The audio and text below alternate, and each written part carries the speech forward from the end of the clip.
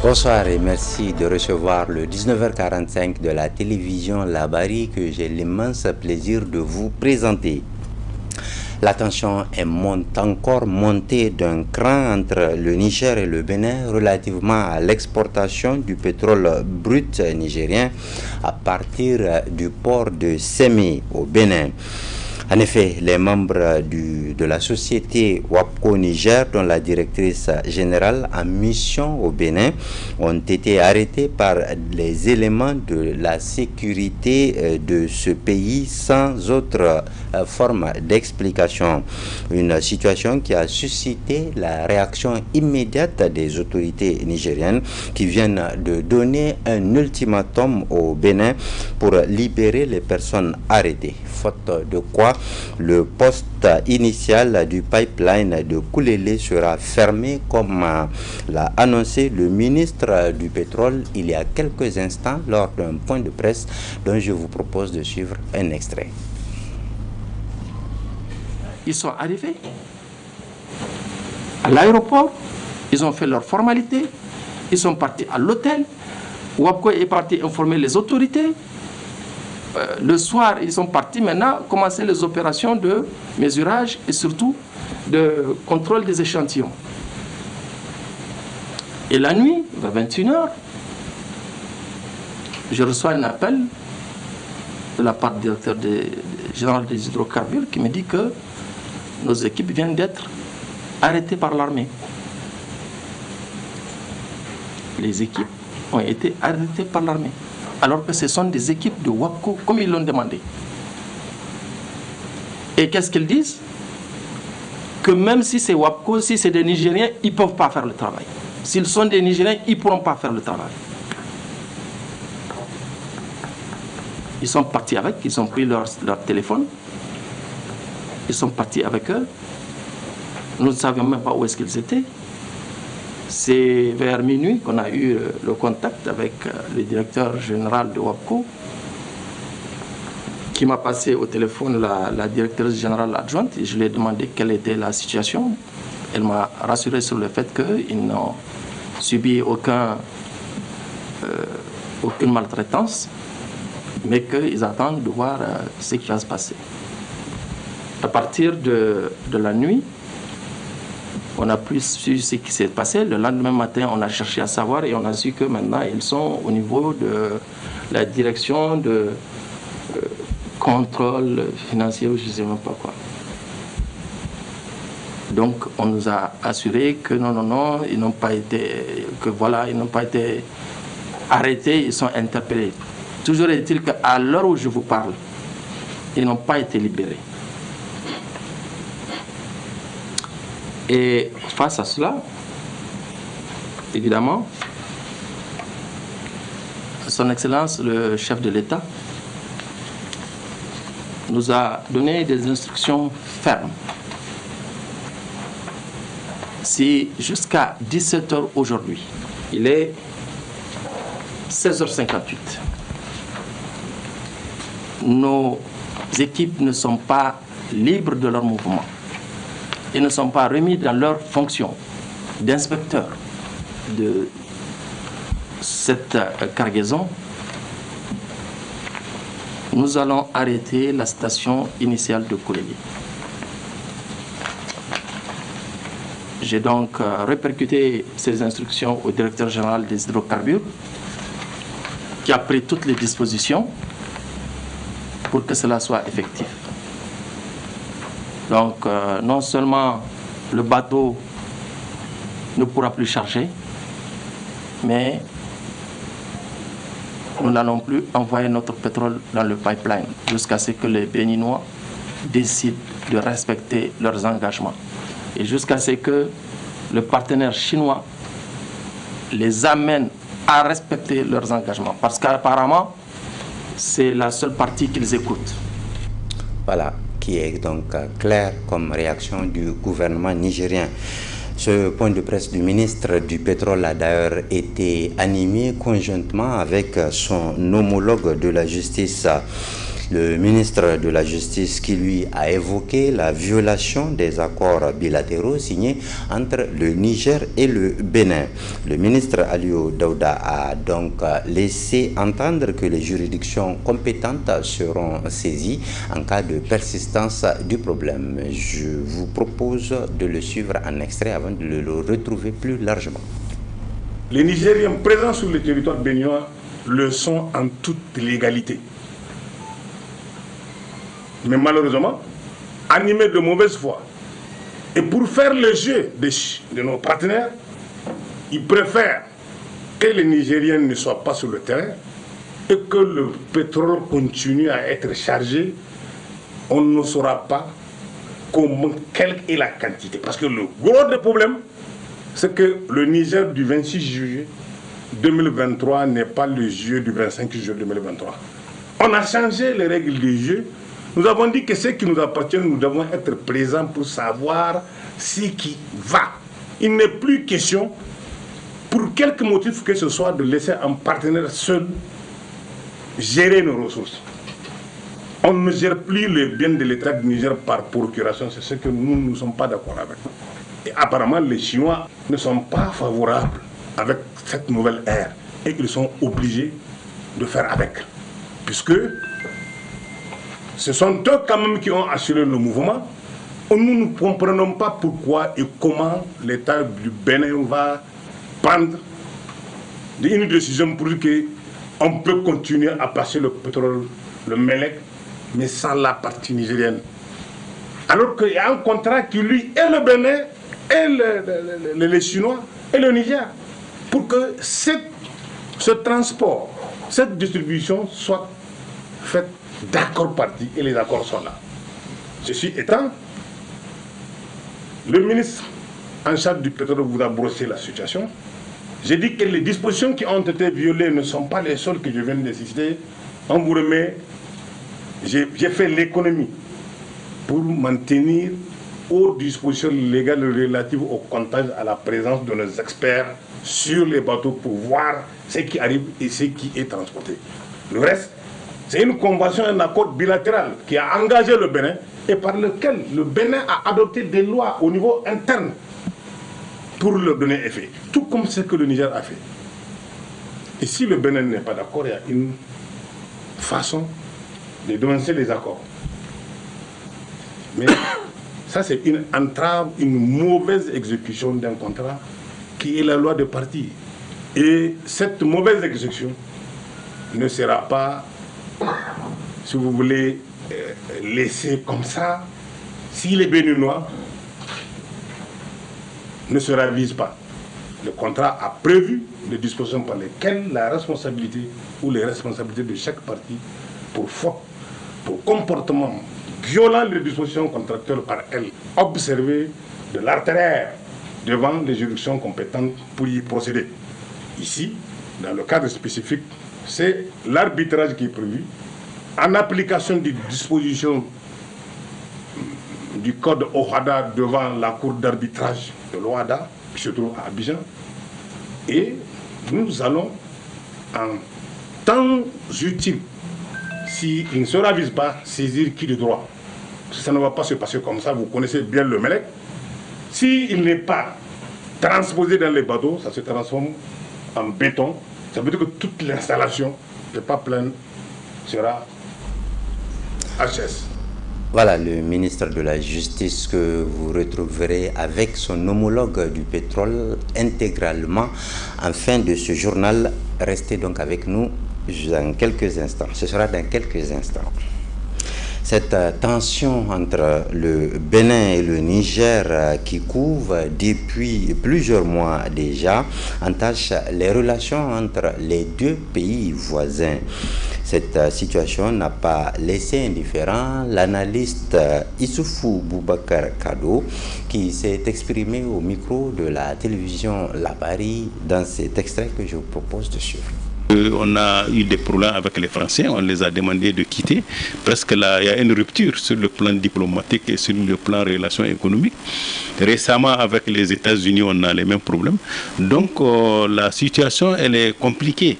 C'est-à-dire, on est en guerre contre l'OTAN. et certains pays européens qui ne supportent pas la percée de la Russie en Afrique de l'Ouest. Le problème est tellement simple, nous devrons faire en sorte de ne pas permettre à un talon qu'on se sert de lui comme cheval de Troie pour nuire à notre économie. Sans ce pétrole-là, vous pensez qu'on allait supporter les actions illégales et illégitimes que ces pays-là avec lesquels aujourd'hui on est en discordance ont prises contre notre pays? C'est grâce à ce pétrole-là. Maintenant, les gens imaginent tous les scénarios. En réalité, le président Patrice Talon n'est qu'un cheval de Troie. On se sert de lui pour créer la chélie en Afrique de l'Ouest. Ce n'est pas uniquement le Niger qui est concerné.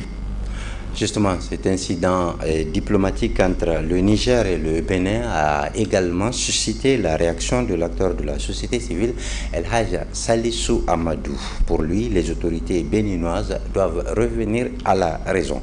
Suivant El Hadj Salissou Amadou. Ça là, qu'ils ont allé au-delà. Même si on est en état de guerre, il y a ce qu'on appelle le minimum par voie diplomatique, qu'un pays tiers n'a pas le droit de le faire. Ce sont des envoyés diplomatiques. Et Talon n'a qu'à faire attention. S'il croit, l'absent qu'il le laisse faire n'importe quoi, c'est parce que nous pensons parce qu'on est des musulmans, on est des croyants. Parce qu'on ne peut pas te faire du mal à tes proches. Mais si quelque part il est assis sur une chaise roulante, qui maintenant ça veut dire que ça est en train de le faire trembler, et qu'il pense qu'il va faire n'importe quoi. Non, monsieur Talon, vous ne pouvez pas faire de n'importe quoi à vos prochains. Maintenant, si vous osez continuer et vous allez nous trouver en face, pas l'autorité nigérienne. Non, ils vont trouver, ça veut dire que les Nigériens en face. Si quelque part ils pensent que ça veut dire qu'aujourd'hui, au-delà de ce qu'il est en train de faire, nous on l'avait laissé. Je crois que ça veut dire qu'il a des oreilles qui, maintenant ça veut dire qu'on va chercher le trou, on va trouver son tampon et ça va rentrer dans sa cervelle. Et je crois que ça veut dire qu'il va savoir, en fait, on ne blague pas avec les Nigériens. Comment tu peux comprendre que nous on est en train de chercher comment restaurer une bonne quiétude avec tous les pays respectifs? Il n'y a aucun pays qui va dire que le Niger est en train de le déranger. Tous les pays on le respecte et nous respecte. Mais si tu penses que ça veut dire qu'au-delà de ce que tu es en train de faire, ça ne suffit pas, et par conséquent maintenant tu vas faire des kidnappings les gens, comme ce que fait le Boko Haram. C'est pour la première fois que j'ai entendu par voie diplomatique un envoyé d'un pays tiers, maintenant ils ont été pris par la police. Ça c'est la dernière carte qu'il peut jouer. Si maintenant il ne sait pas jouer sa carte là, mais nous on va la faire jouer cette carte. Lui il pense qu'il peut jouer avec le Niger, alors tu n'as qu'à faire attention.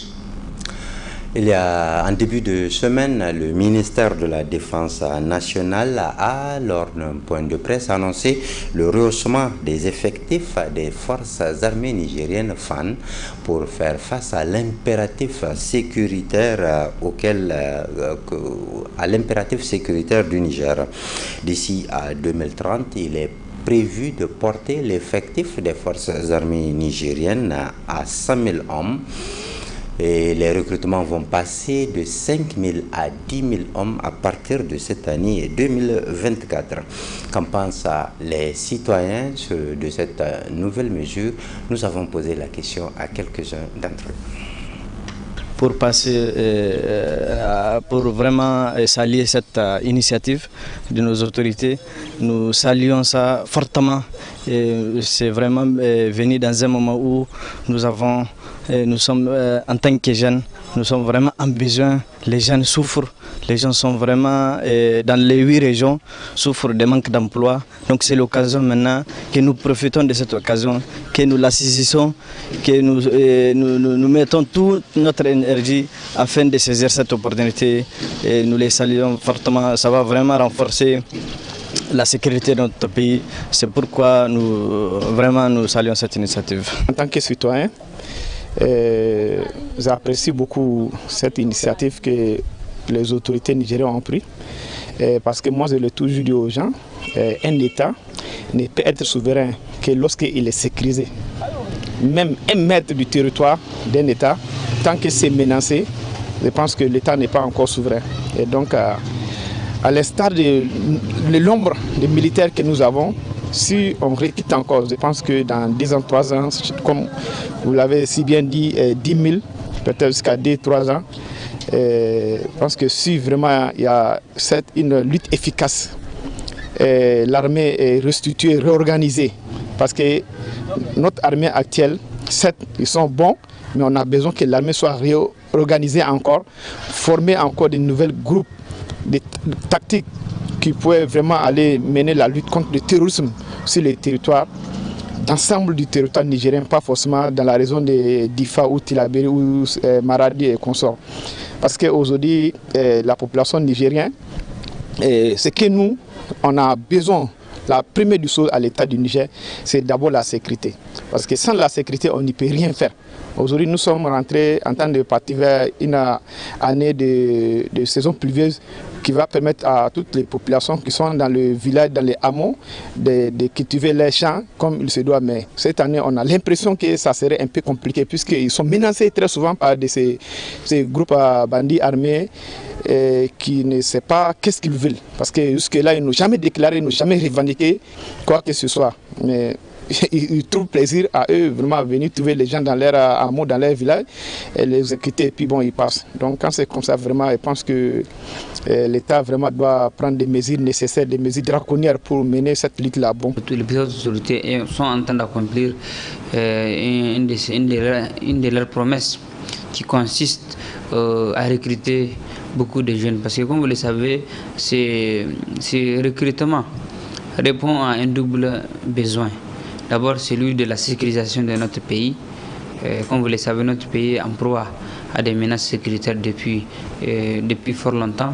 Et aujourd'hui, avec ces menaces sont aussi accentuées avec un certain nombre de groupes qui ne sont pas à démontrer, notamment les forces étrangères qui manipulent certains pays voisins à nous, donc qui sont dans une logique aussi de menacer notre pays. En dehors de ça, comme je l'ai dit, c'est quasiment répond à deux besoins. Le premier besoin, c'est celui de la sécurisation de notre pays, mais l'autre besoin, c'est celui du recrutement, donc de l'emploi des jeunes. Donc pour nous, c'est quelque chose à saluer, à encourager. C'est le lieu pour nous de demander aux jeunes de sortir massivement, adhérer à ces recrutements, en tout cas participer à l'enrôlement qui sera fait au niveau des communes, au niveau des entités déconcentrées comme d'habitude. Et cette opération va se faire avec le ministère de la Défense, le ministère de l'Intérieur, mais aussi le ministère de la Santé, parce qu'il faut qu'on sache ceux qui sont aptes et ceux qui ne le sont pas parmi les jeunes. Et puisque nous y sommes, reparlons de la jeunesse avec le comité directeur de l'Union des scolaires nigériens qui a remis ce jeudi matin à la ministre de l'Éducation nationale les clés d'une classe construite en matériaux définitifs. Cette classe donc est construite sur fonds propres de l'USN au profit du CEG Les Plateaux de Niamey. Les détails sont avec Nafis Sazakou et Ibrahim Abdou.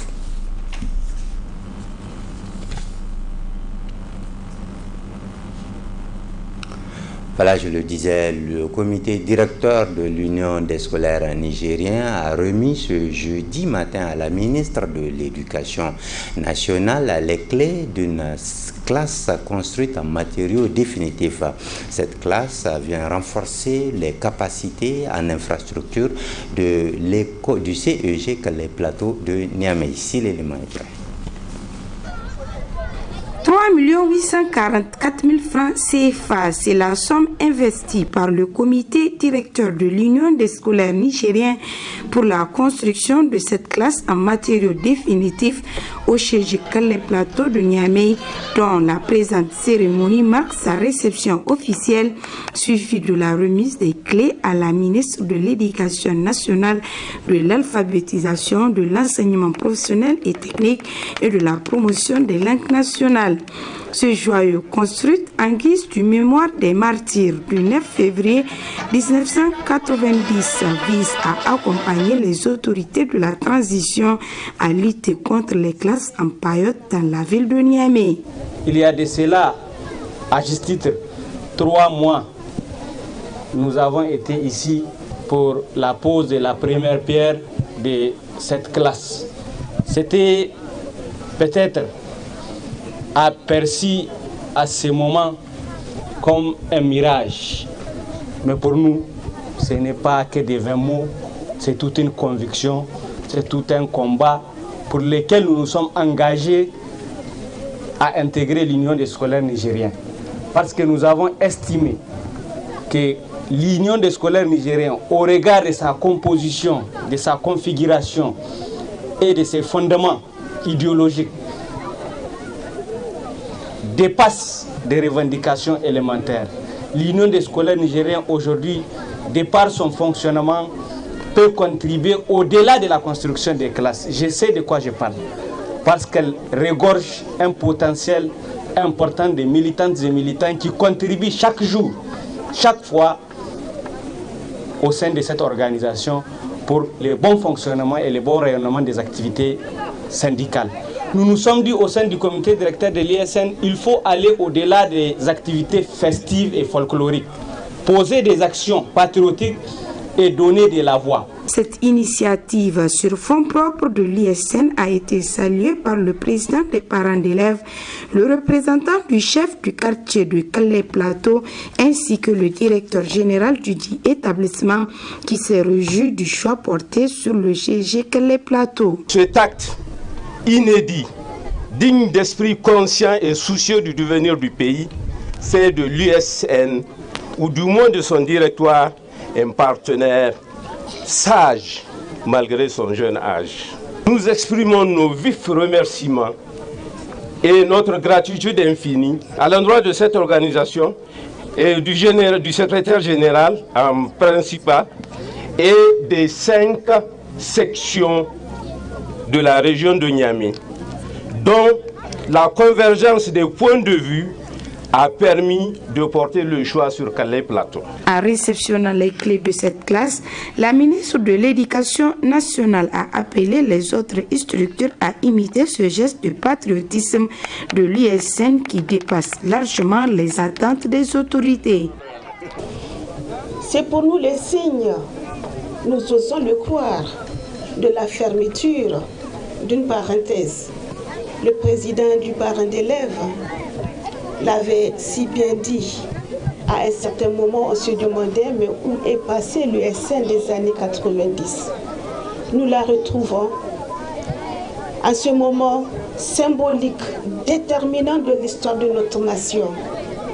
L'histoire retiendra qu'au moment de jeter les bases, les fondements de la refondation, l'USN était présente. Non pas à travers des discours et des mots, mais à travers quelque chose de concret que des générations de Nigériens vont utiliser pour le progrès de notre pays. Alors en ce moment, nous avons un sentiment de satisfaction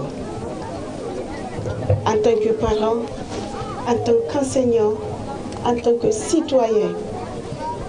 Et nous avons ce sentiment de reconnaissance envers cette institution.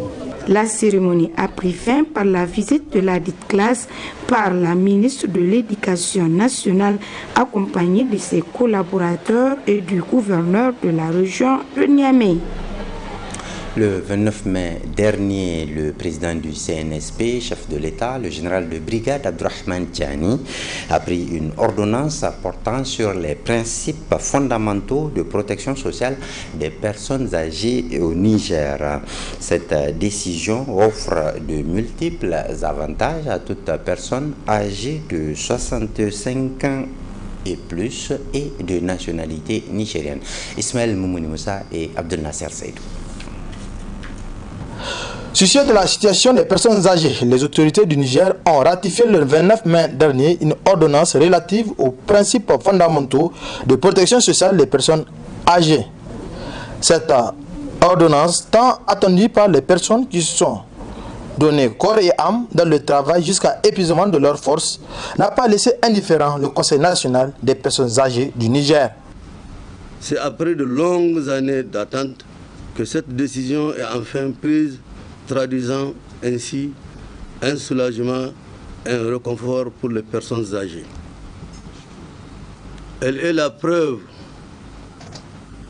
manifeste et indiscutable de la justesse de la noblesse et de l'engagement des autorités de la transition à leur tête, son Excellence le général de brigade Abdurrahman Kiani, président du CNSP, chef de l'État, pour faire du Niger un pays prospère de justice et de paix. Elle vient reconnaître les efforts que les personnes âgées ont consacrés toute leur vie durant en œuvrant inlassablement pour le bien-être et la prospérité de la nation tout entière. Cette décision qui s'applique à toute personne de nationalité nigérienne âgée de 65 ans et plus est un ouf de soulagement pour ces retraités. Grâce à cette ordonnance, certaines catégories de personnes âgées, désormais très vulnérables, pourront accéder pleinement à des soins sanitaires et soutiens de qualité ayant pour objectif ultime d'améliorer substantiellement leur qualité de vie. Mesdames et messieurs, il nous reste à nous impliquer entièrement pour que les mesures contenues dans cette ordonnance connaissent une application rapide et judicieuse à la satisfaction de toutes les parties. De remercier très sincèrement toutes les personnes ayant d'une manière ou d'une autre contribué à ce processus. J'ai notamment nommé le ministre de la Santé publique, de la Population et des Affaires sociales et les autres acteurs divers pour le travail acharné et l'engagement à toute épreuve qui ont rendu possible l'aboutissement de cette proposition soumise à la décision de l'autorité compétente. La protection des personnes âgées porte sur l'assistance sociale, la santé, la solidarité, l'assistance juridique et judiciaire, les loisirs, les infrastructures sportives et culturelles, la participation à la vie politique et économique, l'emploi, le travail, la sécurité sociale, l'information et la communication. Comme promis, nous en venons maintenant à l'intégralité du point de presse animé ce jeudi après-midi par les ministres du pétrole et de la justice.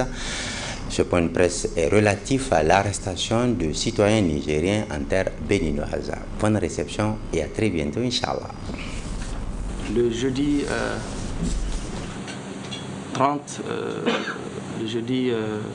mai 2024, une équipe d'inspecteurs que nous avons envoyée au Bénin pour contrôler les opérations de chargement du Melek sur le bateau a été interpellée par l'armée béninoise, puis transportée dans les locaux de la police. Nous avons cherché toute la journée à savoir quels en étaient les motifs. Et c'est tard le soir, l'après-midi, que finalement nos équipes ont été libérées et conduites à leur hôtel. Je signale que ces équipes étaient arrivées au Bénin régulièrement dans le cadre de leur mission. La société WAPCO avait été informée et elle en avait informé les autorités béninoises. Tout comme lorsque le ministre béninois de l'énergie, des mines et de l'eau était venu au Niger, nous avions été prévenus par WAPCO Niger de leur arrivée. Si nous les avons accueillis comme les frères qu'ils étaient, au Bénin, nos compatriotes ont été interpellés et arrêtés par les autorités. Ça, C'est le premier élément, c'est disons le premier acte. Face à cela, nous avons donc dit que si, en violation des accords qui nous lient au Bénin, dans le cadre de cette exportation, les autorités décident d'empêcher, comme ils l'ont dit, à la partie nigérienne d'accéder aux installations pour contrôler les opérations de chargement, en vérifier la régularité, eh bien, nous ne pouvons pas accepter que ce chargement-là ait lieu dans ces conditions. Nous avons donc écrit à OPCO Bénin pour lui dire de ne permettre aucun chargement d'aucune goutte de pétrole tant que nos représentants ne seraient pas autorisés à opérer. Cela a été exécuté. Cependant,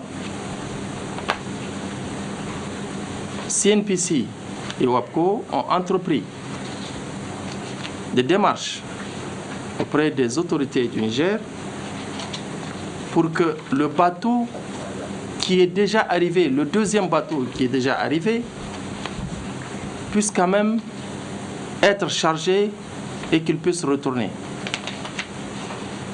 Et selon eux, puisque les autorités béninoises ont dit qu'ils acceptent que le bateau soit chargé, mais uniquement à condition que ce soit les Chinois qui fassent les opérations, pas des Nigériens. Nous avons opposé une fin de non-recevoir à cette demande au départ, mais face à leur insistance et compte tenu des pertes importantes que devait subir la société WAPCO, sans compter nous autres, les expéditeurs, nous avons accepté que cette opération-là pour ce deuxième bateau soit menée par WAPCO Niger et WAPCO Bénin. Donc, nous avons écrit à WAPCO pour l'autoriser à le faire. Mais WAPCO nous avons demandé à WAPCO quels sont, au sein de son personnel, les gens qui peuvent faire ce travail-là. Il n'y avait que 2 ingénieurs pétroliers, mais pas d'inspecteurs chez eux. Nous avons donc dit, nous allons mettre à votre disposition 2 inspecteurs de chez nous, comme cela se fait, à titre temporaire, pour qu'ils se joignent à votre équipe et qu'ils aillent faire ce travail-là. Je précise que ces inspecteurs qui ont été mis à la disposition de WAPCO bénéficient temporairement du même statut que la DGA WAPCO qui a été affectée à WAPCO depuis des mois. Donc c'est régulier que cela puisse se faire de cette façon. Nous en avons informé WAPCO qui avait affrété un avion qui devait partir la nuit en vol privé pour les amener à Cotonou. Nous avons dit non, attention, compte tenu de la sensibilité de la situation, ne faites pas un vol de nuit, on va venir dire qu'il y a quelque chose comme ça.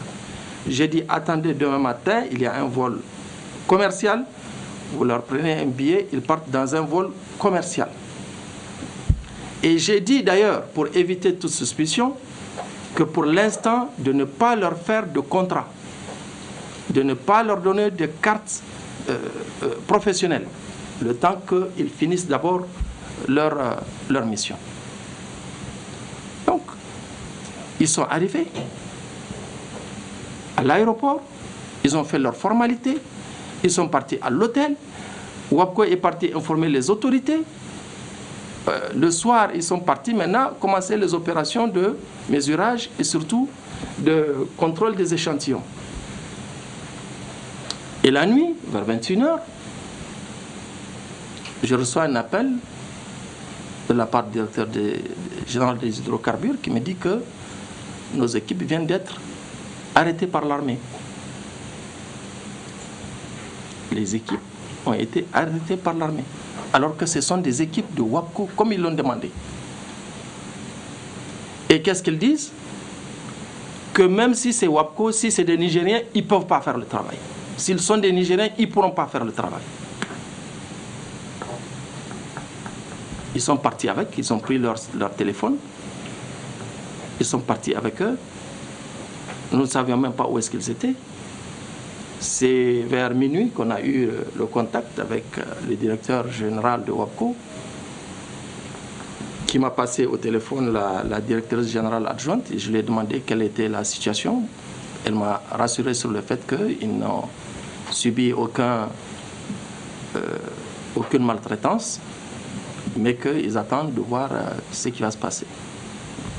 À partir de la nuit, on n'a plus su ce qui s'est passé. Le lendemain matin, on a cherché à savoir et on a su que maintenant, ils sont au niveau de la direction de contrôle financier ou je ne sais même pas quoi. Donc, on nous a assuré que non, ils n'ont pas été, que voilà, ils n'ont pas été arrêtés, ils sont interpellés. Toujours est-il qu'à l'heure où je vous parle, ils n'ont pas été libérés. Et face à cela, évidemment, Son Excellence, le chef de l'État, nous a donné des instructions fermes. Si jusqu'à 17h aujourd'hui, il est 16h58, nos équipes ne sont pas libres de leur mouvement et ne sont pas remis dans leur fonction d'inspecteur de cette cargaison, nous allons arrêter la station initiale de Koleli.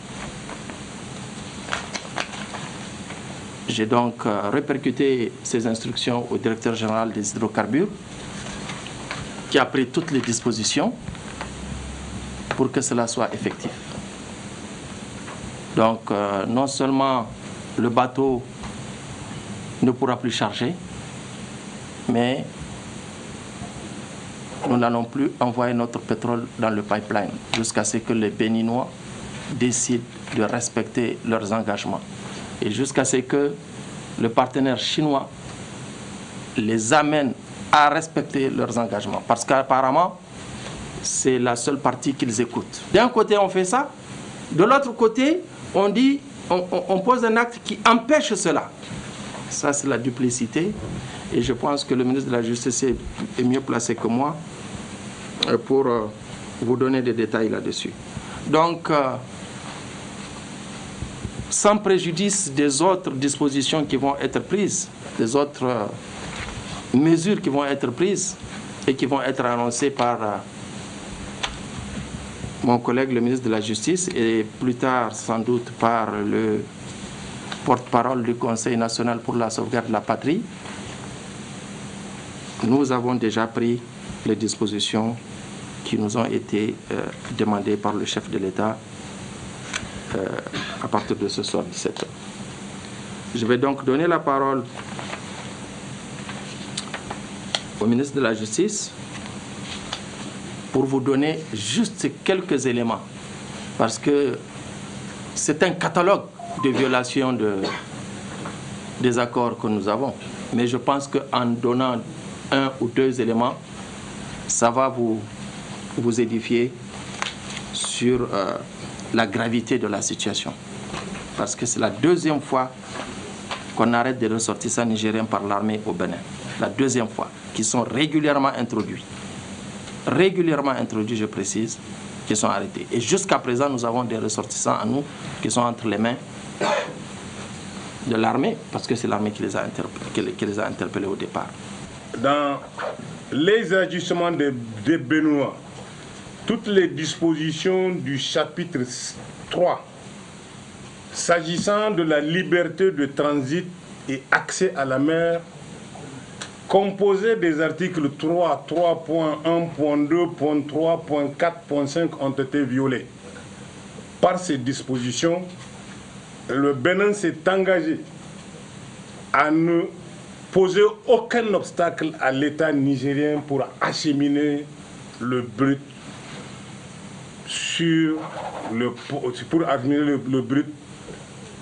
par le pipeline jusqu'à destination et à prendre toutes les dispositions pour qu'aucune menace, qu'aucune entrave ne soit portée par quiconque que ce soit. Même la force majeure est exclue, nous allons le voir, lorsque il n'y a pas de lien de causalité, de cause à effet, ou lorsque l'État béninois est responsable de cette force majeure. Ceci étant, il en est de même des dispositions de l'article 9.2 où l'État béninois s'est engagé à mettre à la disposition du transporteur béninois ou du partenaire une zone côtière pour la construction d'un terminal onshore, laquelle zone côtière devra répondre aux exigences techniques et devra au transporteur accès aux eaux et aux lits de sa mer territoriale pour la construction et l'exploitation des pipelines sous-marins d'une ou plusieurs installations.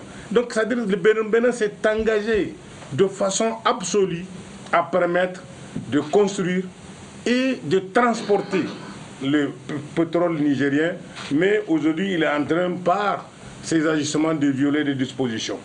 Particulièrement en ce qui concerne le comptage des hydrocarbures. C'est une obligation contenue dans le chapitre 6 de l'accord bilatéral de coopération, de l'accord bilatéral signé entre le Niger et le Bénin.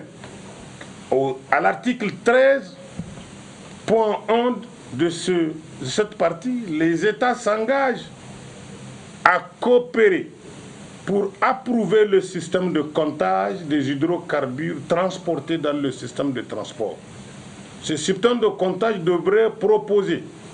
sera proposé aux États partis conjointement par le transporteur nigérien, le transporteur béninois et le partenaire. Il devra être compatible avec les standards internationaux utilisés dans les industries pétrolières. Le système de comptage devra permettre la détermination du volume des hydrocarbures transportés. Chacun des États partis aura le droit, vis-à-vis de l'autre, de prendre connaissance des conditions dans lesquelles sont effectuées les opérations de calibrage, de vérification du système de comptage. Chaque État parti pourra, à cet effet, recourir à tout outil de mesure de quantité d'hydrocarbures ou pourra avoir des observateurs présents à tous les stades des opérations ou mandatés tout tiers expert pour le représenter. C'est-à-dire, pas même les Nigériens. Le Bénin s'est engagé à permettre à l'État du Niger de recruter n'importe quel expert au bas de haut pour qu'il s'occupe de cet aspect. Le Bénin s'est engagé à permettre à l'État du Niger, par lui-même agissant ou par personne mandatée dûment, d'avoir accès aux installations, de vérifier le calibrage, de compter avec les Béninois pour savoir quelle est la quantité du brut acheminé dans les bateaux. Mais en excluant la partie nigérienne, le Bénin, non seulement il viole les dispositions du contrat, mais permet aussi à la société, aux Chinois, à l'autre partenaire, d'agir seul et sans aucune contrepartie en matière de contrôle. Donc nous, c'est en cela que nous avons estimé que au-delà du Bénin, même notre partenaire ne joue pas franc jeu entre nous. Parce que dans les négociations de discussion de ce matin, la solution proposée par la partie chinoise, c'est que nous, les Nigériens, que nous nous abstenons d'être présents alors que le contrat, qui est la loi des parties, impose au Bénin, aux partenaires et au Niger de se retrouver ensemble pour le contrôle. Ils veulent qu'on n'y soit pas. Et c'est la raison pour laquelle ils ont interpellé les représentants nigériens et les ont mis entre les mains de la police, en laissant les Chinois, les autres partenaires, libres de leur mouvement, étant entendu que ce sont ces mêmes partenaires, WAPCO, qui s'est adressé à l'État du Bénin pour dire que les Nigériens sont en train d'arriver, comme l'État de Bénin l'a fait à travers WAPCO lorsque le ministre du pétrole béninois était venu il y a quelques jours au Niger et il a été reçu avec tapis rouge. Que l'on nous dise que l'État du Niger ou les Nigériens n'ont pas à représenter les représentants, je trouve que c'est là un autre aspect de la fausseté des relations qui caractérise le comportement de nos partenaires. Parce que leur ministre a passé par WAPCO. Il n'a pas saisi officiellement les affaires étrangères. C'est WAPCO qui a saisi et on l'a accueilli. Il a rencontré le ministre président en charge du pétrole. Ils ont discuté. Qu'est-ce que les Béninois veulent? Ceci étant, qu'est-ce que les Nigériens ont fait? Puisqu'on n'a aucune interdiction formelle, légalement annoncée par l'État du Béninois à l'État du Niger pour empêcher, pour interdire aux citoyens nigériens de se retrouver sur son territoire. Il y a certes fermeture de frontières, mais cette forme n'est pas accompagnée d'actes juridiques pris par l'État béninois qui dit que tout Nigérien qui se retrouverait sur son territoire est en violation de ses dispositions légales. Encore que, dans ce cadre, les Nigériens qui se retrouvent en application d'une convention qui engage le Bénin, le Niger et les Chinois. Donc, les Nigériens présents sur le territoire béninois le sont en toute légalité. Mais malheureusement, animés de mauvaise foi, et pour faire le jeu de nos partenaires, ils préfèrent que les Nigériens ne soient pas sur le terrain et que le pétrole continue à être chargé. On ne saura pas quelle est la quantité. Parce que le gros des problèmes, c'est que le Niger du 26 juillet 2023 n'est pas le juillet du 25 juillet 2023.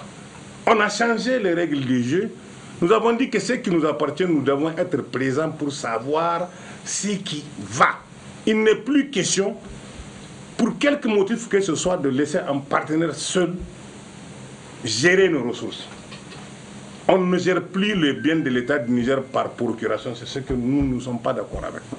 Et apparemment, les Chinois ne sont pas favorables avec cette nouvelle ère et ils sont obligés de faire avec. Puisque ce sont eux quand même qui ont assuré le mouvement. Nous ne comprenons pas pourquoi et comment l'État du Bénin va prendre une décision pour dire qu'on peut continuer à passer le pétrole, le Melek, mais sans la partie nigérienne. Alors qu'il y a un contrat qui lui et le Bénin et les Chinois et le Niger pour que ce transport, cette distribution soit faite d'accord partis et les accords sont là. Ceci étant, le ministre en charge du pétrole vous a brossé la situation. J'ai dit que les dispositions qui ont été violées ne sont pas les seules que je viens de citer. On vous remet, j'ai fait l'économie pour maintenir aux dispositions légales relatives au comptage à la présence de nos experts sur les bateaux pour voir ce qui arrive et ce qui est transporté. Le reste, c'est une convention, un accord bilatéral qui a engagé le Bénin et par lequel le Bénin a adopté des lois au niveau interne pour leur donner effet. Tout comme ce que le Niger a fait. Et si le Bénin n'est pas d'accord, il y a une façon de dénoncer les accords. Mais ça, c'est une entrave, une mauvaise exécution d'un contrat qui est la loi de parti. Et cette mauvaise exécution ne sera pas, si vous voulez, laissée comme ça si les Béninois ne se ravisent pas. Le contrat a prévu des dispositions par lesquelles la responsabilité ou les responsabilités de chaque partie pour faute, pour comportement violant les dispositions contractuelles par elle, observées de l'artère devant les juridictions compétentes pour y procéder. Ici, dans le cadre spécifique, c'est l'arbitrage qui est prévu en application des dispositions du code OHADA devant la cour d'arbitrage de l'OHADA qui se trouve à Abidjan et nous allons, en temps utile, s'il ne se ravise pas, saisir qui de droit. Ça ne va pas se passer comme ça, vous connaissez bien le MELEC. S'il n'est pas transposé dans les bateaux, ça se transforme en béton. Ça veut dire que toute l'installation n'est pas pleine, sera HS. Donc on ne peut plus dire. La responsabilité et les pertes sont énormes au point où la règle de droit étant de notre côté, nous n'allons pas croiser les bras pour observer leurs violations sans réaction. Nous n'avons commis aucune faute dans le cadre de la mise en œuvre de cet accord bilatéral. Le Bénin ne peut imposer aucune disposition de cet accord qui a été violé par le Niger pour adopter le comportement qu'il est en train de nous faire montrer aujourd'hui. Et c'est ça la loi, c'est la clause qu'il doit évoquer, une violation de ces dispositions pour qu'il puisse avoir un comportement désobligeant. Mais s'il se décide pour tenir compte d'autres éléments étrangers à l'accord bilatéral, la situation née du 26 juin avec le comportement de la CEDEAO et toutes les menaces, parce que le Niger, par mesure de précaution et de sécurité, a pris les dispositions de fermer sa frontière, le Bénin ne pourra pas en droit tirer argument des dispositions de tirer argument de cet état de fait pour se donner un label pour violer les dispositions de l'accord bilatéral, lequel exclut même la force majeure lorsqu'elle est provoquée par une partie. C'est-à-dire, par exemple, il y a un écoulement ou un éboulement, que l'État béninois soit à l'origine de cet écoulement si notre pétrole n'est pas exécuté sa responsabilité. C'est-à-dire, il vient, il creuse de tout et que peut-être, je ne sais pas comment on ne peut plus contrôler les ouvrages.